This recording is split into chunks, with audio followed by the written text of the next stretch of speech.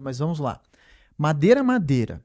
O que é o madeira, madeira? A ideia sempre foi assim, poxa, vamos performar para depois virar um grande marketplace, porque eu também não sei se o Madeira Madeira ele iniciou com produção própria ou se ele fazia sobre demanda. Explica um pouco o que é o business, como nasceu e como está hoje. Legal. Então, zero visão de longo prazo. A gente fala que até 2015 a gente queria sobreviver, né?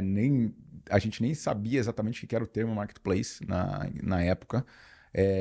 O que aconteceu foi a gente começou com um modelo dropshipping. Então, aqui, não sei se a audiência aqui conhece um pouco esse modelo. Meu, é super famoso. É, Todo mundo hoje. conhece. Ainda Então, mais agora, né? Tipo, pô, vender sem estoque. só que a gente começou com isso e a gente começou, apesar do nome Madeira Madeira, vem de piso de madeira. Madeira Madeira, porque os pais do Daniel e do Marcelo tinham uma fábrica de piso de madeira. E a gente começou vendendo os pisos de madeira dele, só que a gente não tinha dinheiro para comprar o estoque. Então o que a gente fazia? A gente vendia, sabia que tinha o estoque e depois comprava dele. Entendeu? Então daí que foi o nome Madeira Madeira. Então a gente começou, até final de 2013, a Madeira Madeira vendia praticamente só pisos, revestimentos e acabamento. Então a gente começou pela uma das categorias menos penetradas do e-commerce. Então a gente vendia piso de madeira, piso laminado, acabamento, então louça, metal, forro de gesso. Naquela época a gente vendia isso. E a gente só conseguia fazer isso porque a gente tinha esse modelo que era compra e venda sem estoque. Porque a gente não conseguia, não teria jamais capacidade de comprar estoque desses produtos. É muito difícil, até um home center tem dificuldade. Então a gente nasceu dropshipping por necessidade.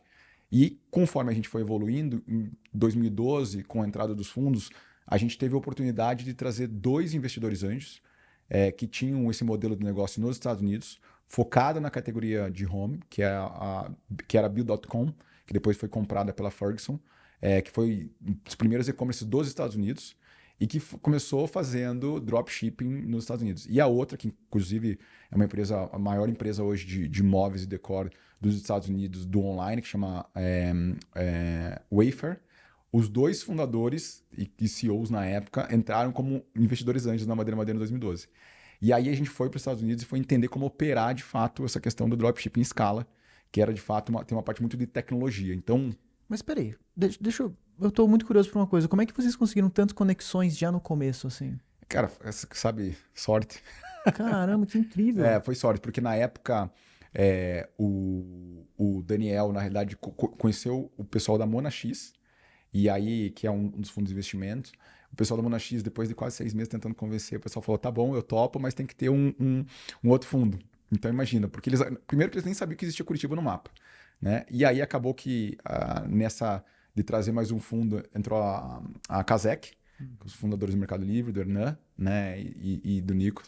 E eles acabaram também entrando na rodada, só que eles fizeram algumas intros na época, um outro fundo de investimento dos Estados Unidos, também por uma conexão desse outro fundo, falou: olha, acho legal, mas não vou investir, mas tem 2 pessoas aqui que eu quero que vocês conheçam.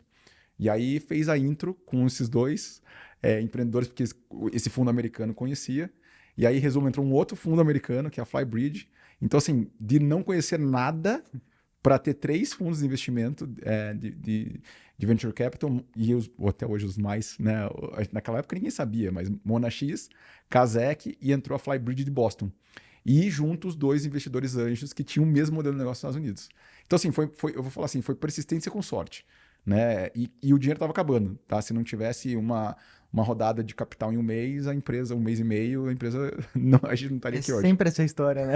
Não, e depois aconteceu de novo. Então, assim, a gente foi. Incrível, meu. É, Várias empresas assim, não, a gente tem dinheiro até mês que vem. Daí, bum, vem é alguém e isso. consegue fazer ali o pitch, que É, vem um é. investidor e incrível. E aí a gente começou nesse dropshipping, né?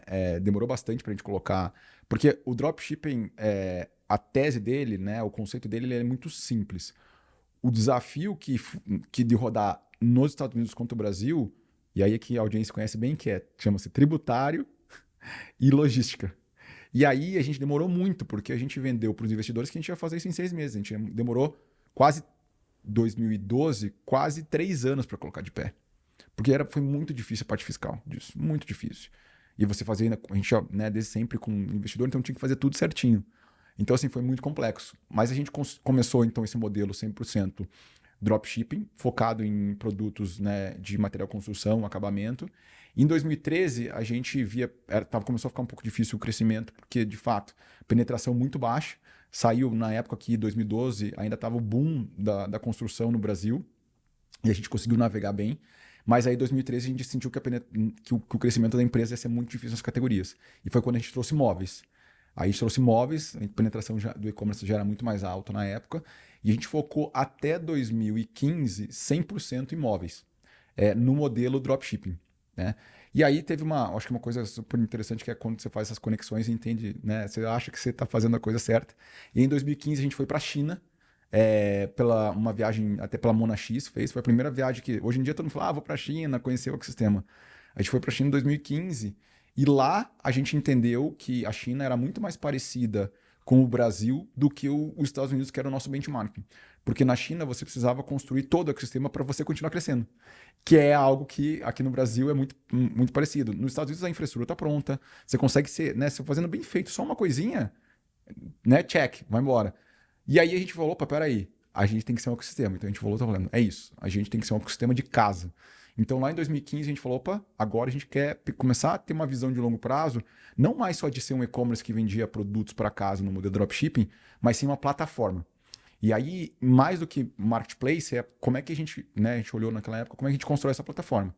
E aí a gente, com essa visão de plataforma, a gente veio construindo. 2018 foi quando a gente lançou o nosso marketplace, né? E um ponto importante que em 2015 também a gente começou a vender nos outros marketplaces. Então hoje a Madeira ela vende nos outros marketplaces. A gente tem o nosso próprio marketplace, então assim, a gente de fato é uma plataforma, a gente olha muito holisticamente para canais. Então, dali de 2015 para hoje foi a construção desses blocos, né? Em 2018 também a gente lançou o nosso operador logístico, que é a Booklog, especializada em logística de pesados, que é uma coisa super complexa no Brasil, para quem está aqui, quem vende imóveis sabe como é isso, porque a gente não queria operar a logística, mas a gente viu que para continuar crescendo a gente ia ter que operar, né? Um pouco da linha MELI, enfim. E ano passado a gente fez uma aquisição que foi entrar na parte de serviços para casa.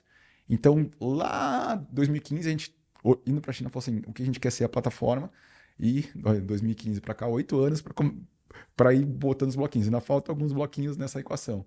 Mas a gente... então, assim, a gente não...